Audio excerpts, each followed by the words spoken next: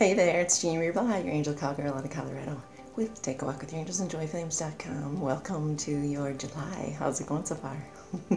How did your June end? So if you remember, June was all about the resolution, letting things resolve, and then from there moving to a lot of acceptance and just letting go, right? So what have you been picking up from the quantum this month, July, so far? Well, according to those that I've been hearing from, they are saying that it has a lot to do with kind of bumping into yourself here and there and coming to the place of going, oh my gosh, there's that piece of trigger and what is it really about? So what am I seeing out in the world that's really irritating me or driving me to feel like I just get even so hopeless and I can't even sleep, or I'm disturbed about something, I'm upset, and etc. So what those quantumers are saying about this is that we have to get in touch with why is the trigger there? Why did we attract that in? Why did we magnetize the situation? What's happened there? Because these things don't just happen to cross our paths. These things are drawn in by us. Now, those a lot of times on the earth plane, according to those in the quantum, say that you have to learn something again and again and again and again. And they actually say it's more about uncreating what we did learn as far as lack, limitation, and resistant models of belief systems and thought forms of how much did we get to live? What kind of joy did we actually get to be in? Were there some cap-offs? Did you think you're supposed to just be okay with things? Just get by.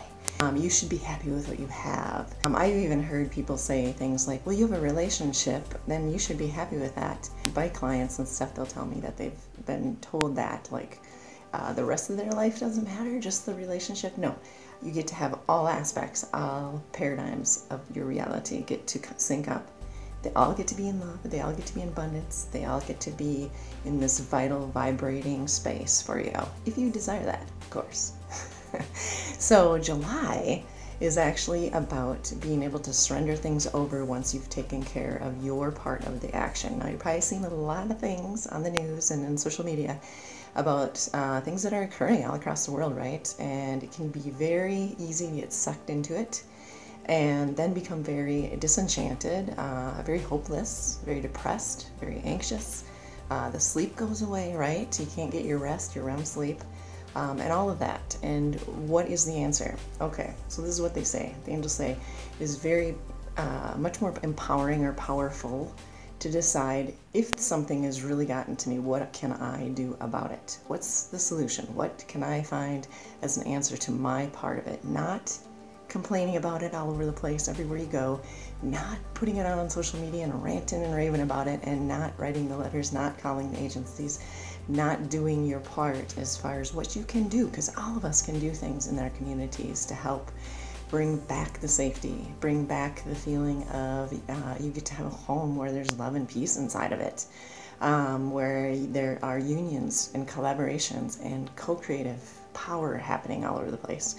So, and they say don't get tripped up in just sinking all of your energy into the what's the use, there's nothing I can do about this is too far away from me, I can't do my part because I don't have access to those talents or those gifts or that education or whatever those attributes are that are necessary in order to take it a little bit further. It's not true. It's not true at all. Every day we're able to make a difference, every single day, and it's just about asking that question and then getting quiet.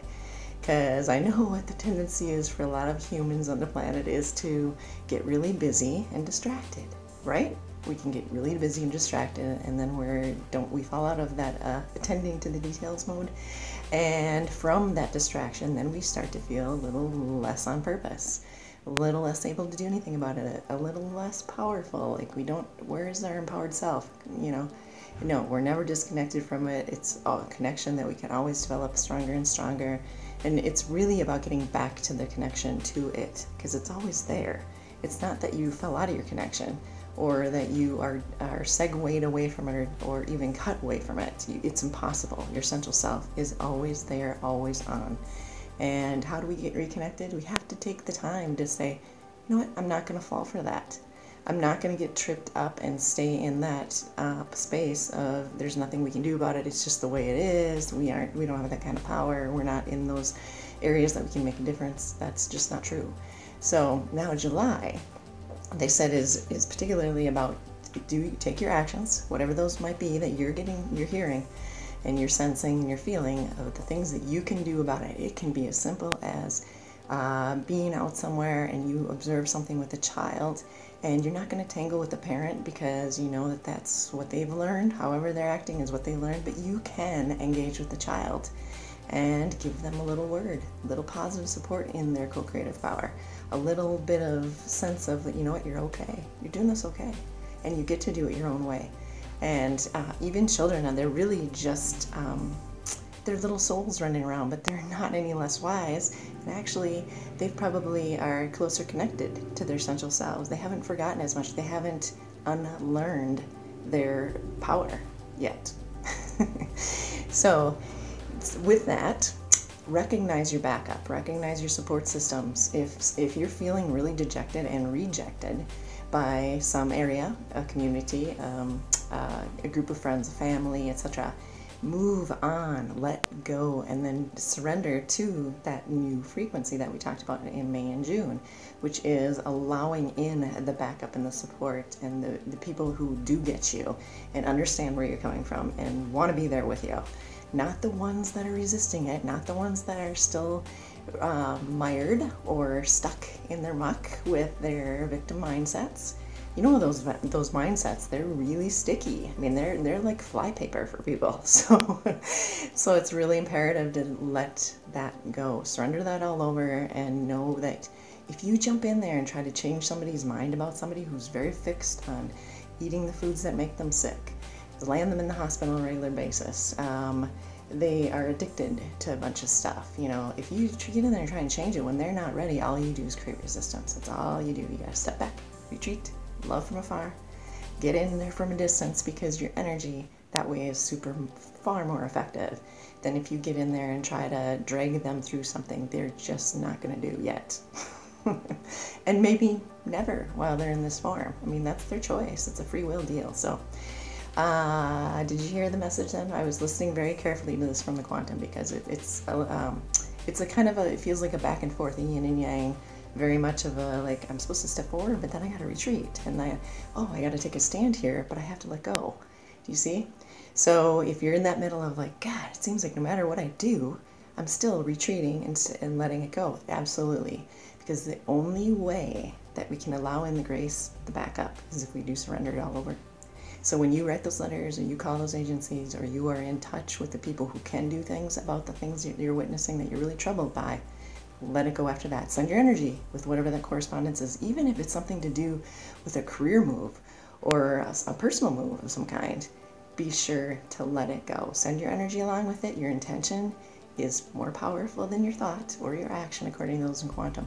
Intention is to the speed of 900 and above. I mean, it is rife with all of your juice. Let that be in it. Send it on, let it go, surrender it over, and let the grace happen. All right? Thank you so much for watching. If you feel that this could help somebody else right now in July, let them have it, share it on, and I would love it. All right, take care. This is Jeannie Blaha. Take a walk with your angels and joyflames.com out of Colorado. Bye. See you next month.